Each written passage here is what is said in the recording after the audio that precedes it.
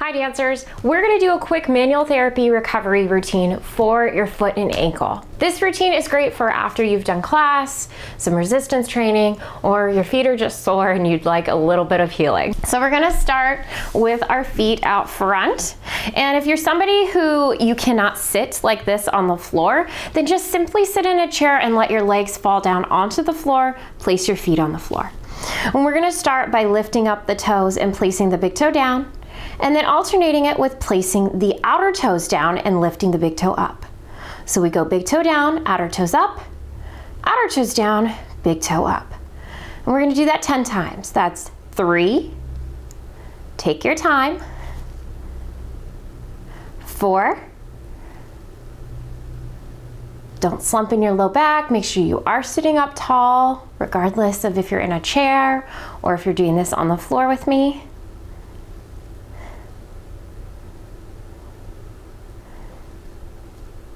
Just a couple more here. 1 and 2.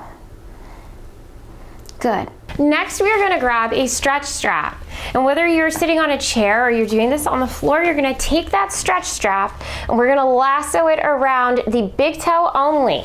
Pull the band back, and what we're going to try to do is stretch out the flexor hallucis longus here. So we're going, outer toes are going to actually go down while our big toe is coming back towards us. Now, if you have bunions like myself, make sure that you're taking your foot a little bit to the outside with the toe and then pulling back. Because if it's already bending over, you're not trying to reinforce that bend, we're trying to reinforce proper alignment. As we're holding here and stretching, contract your quad, try to get those outer toes down and really pull the big toe up, and just hold 1, 2, 3, 4, 5, 6, 7, 8. Let's relax. And we're going to do that again. Stretching and pulling back. Activate. And 1, 2, 3, 4, 5, 6, 7, 8. Good. Go ahead and take this and put it around the outer toes now. We're going to do the exact same thing, just pulling the outer toes back now. And straightening the knee. Big toe can go down. 1, 2, 3, 4, 5, 6, 7, 8. Relax. And again. 1, 2, 3, 4, 5, 6, 7, 8. Relax. Good. Take that band. We're going to switch sides. All right, take the band around the other toe and we're repeating. And hold 1, 2, 3, 4, 5, 6, 7, 8. Relax. Again. 1, 2, 3, 4, 5, 6, 7, 8. Relax. And switch to your outer toes. Straightening through. And go. 1, 2, 3, 4, 5, 6, 7, 8. Relax.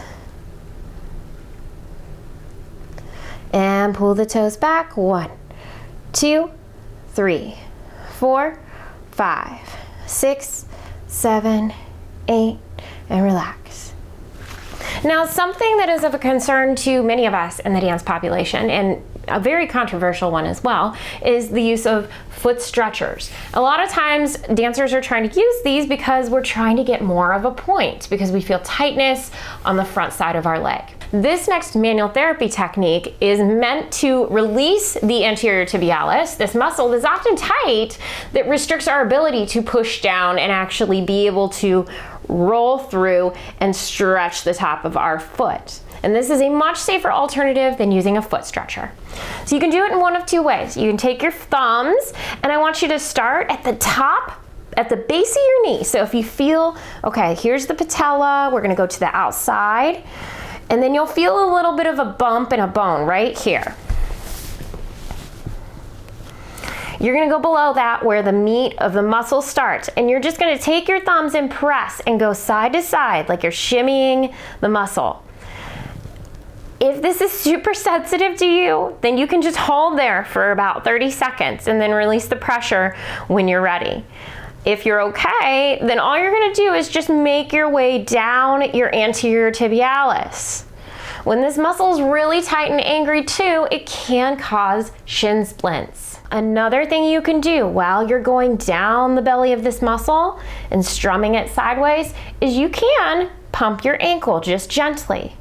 Of course, your muscle will contract under your fingers. It's gonna get harder to dig into it when it contracts, but by doing this back and forth motion, contracting and trying to release at the same time, it will help further get that mobility that you want.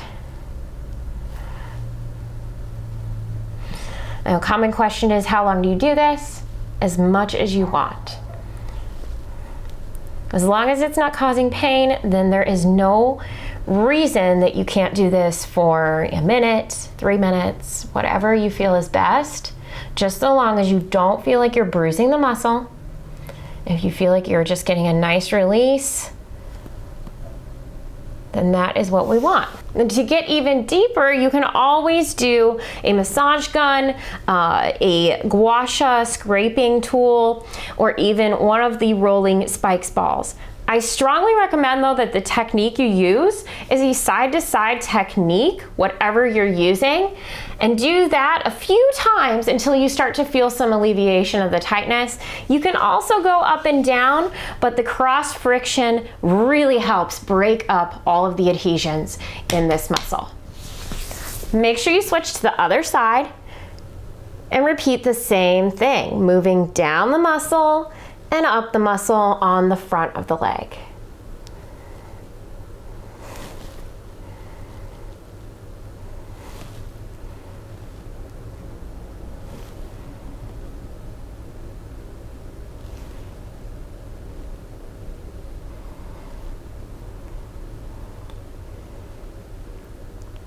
Next, if you're able to, I'm gonna cross my leg over top or get my foot close to me. If you're somebody with low back problems, I strongly recommend that you sit either with your back against a headboard on your bed or even putting your back against a wall. And if you can, just kind of lay it in front of you and then take your leg up to you. The first thing we're gonna do is we're gonna mobilize the midfoot. And we're gonna take the base of the big toe here and the outer toes. And what we're doing is we're translating, moving one forward and one back. So your fingers are actually going like this with the bones of your foot, creating a very small oscillation, not anything abrupt, and not a ton of range of motion. We're trying to unstick this area for really good articulation when you're doing a tendu or even rolling up from demi to 3/4 and getting to full point. So you're going front and back, the midfoot, forward, back. This may not feel like anything to you, but what it does is it helps with the mobility, the fluid exchange in these joints. It just helps with healing. And you can I like to go a little bit faster than slower. And sometimes I'll even move my fingers through. So I'll go, oh, okay, here's 4th and 5th. Here's 4th and 3rd, 2nd and 3rd. There's a lot of stickiness in my 2nd and 3rd here. Probably should do that more often. And then 1st and 2nd. And you can kind of just go through and alternate, move down, do the whole midfoot, and just move through that mobilization. Again, these mobilizations aren't supposed to produce a large amount of feeling or effort. What they're supposed to do is help with the healing and the mobility.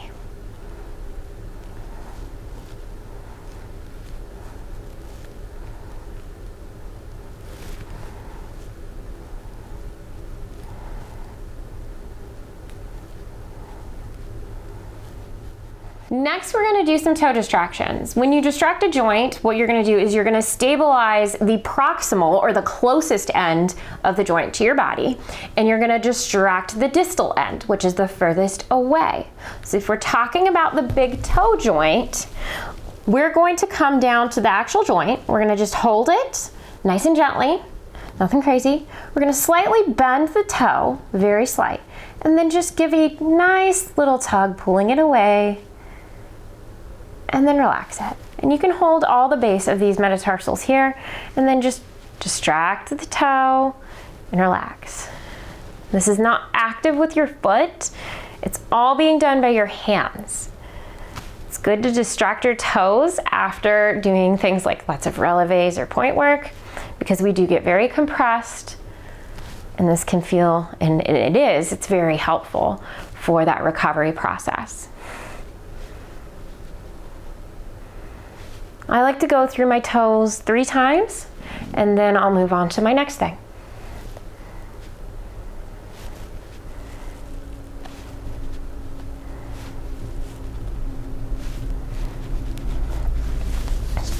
We'll switch to the other side. Go at your own pace. If you've got to stop the video and you're like, oh, I want to spend a little bit more time on that, feel free to do that.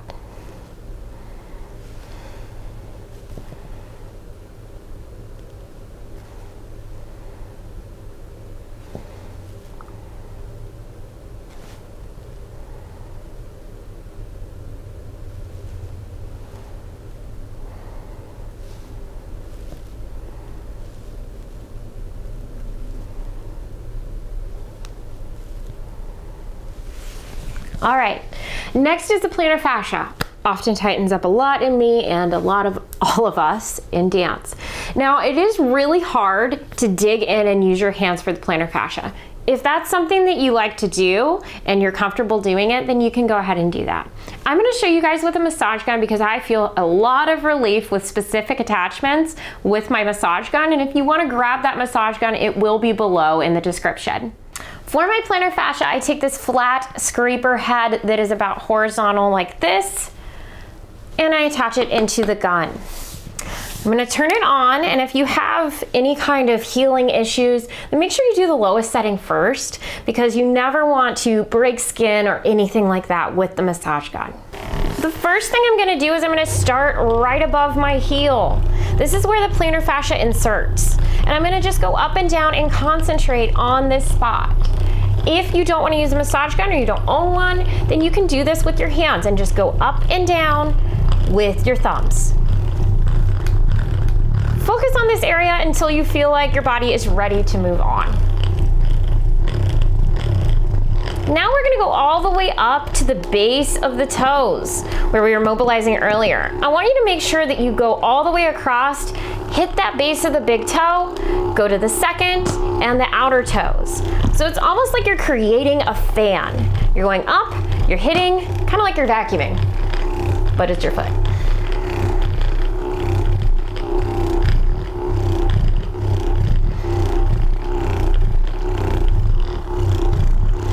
Another thing that I'll do when I'm doing this kind of work to my feet and I really want to dig in is I'll put some coconut oil on the base of my foot so that this tool slides better.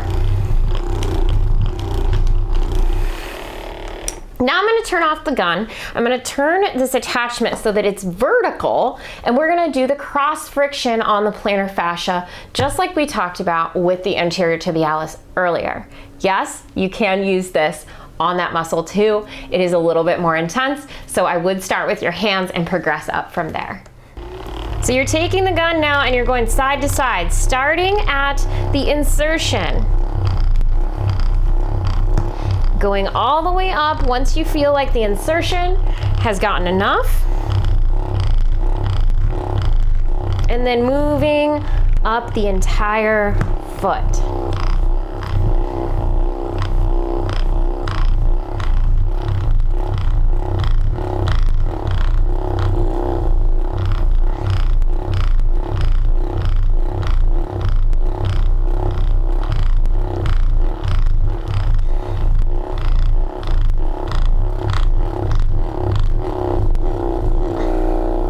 Now we're gonna just go ahead and move on to the Achilles. I'm gonna go up and down the Achilles on the inside of my leg.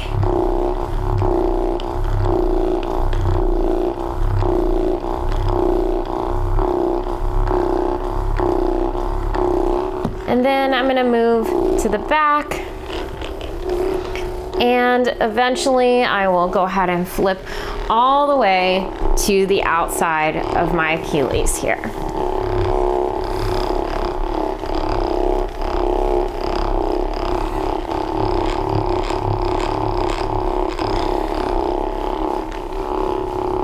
With the Achilles, you might get some tingling, and that's pretty normal. If the intensity feels like it's too hard, you can always just switch to your hands. And then we're gonna do the same thing where we go cross friction. So we go side to side, and we strum the tendon, which is a little bit funkier with the Achilles because you don't have much down there. And you're gonna strum side to side on this tendon. You can go all the way down to the heel if you're able to tolerate it. If not, again, you can always switch to using your hands, strumming side to side with your thumbs.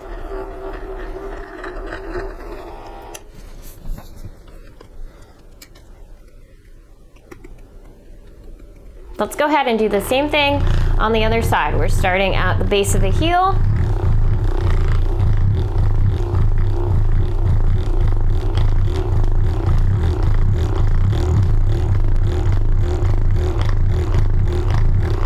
And then we're going all the way up, thinking of like a vacuum cleaner motion, leaving the tracks on your feet. Hitting each toe, coming back down to that insertion.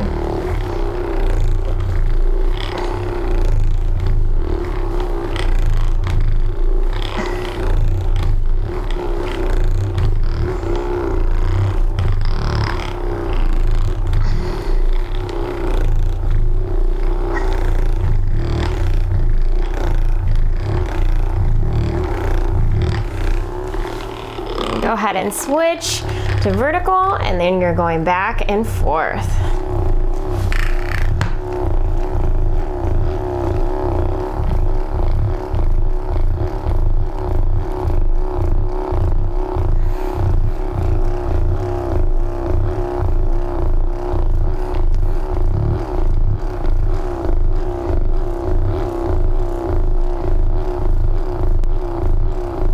And let's go ahead and get onto the Achilles.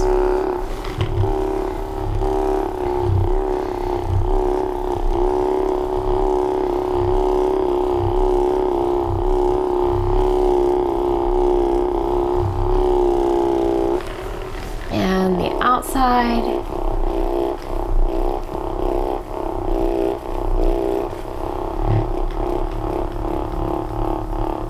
And then strumming side to side for the final thing.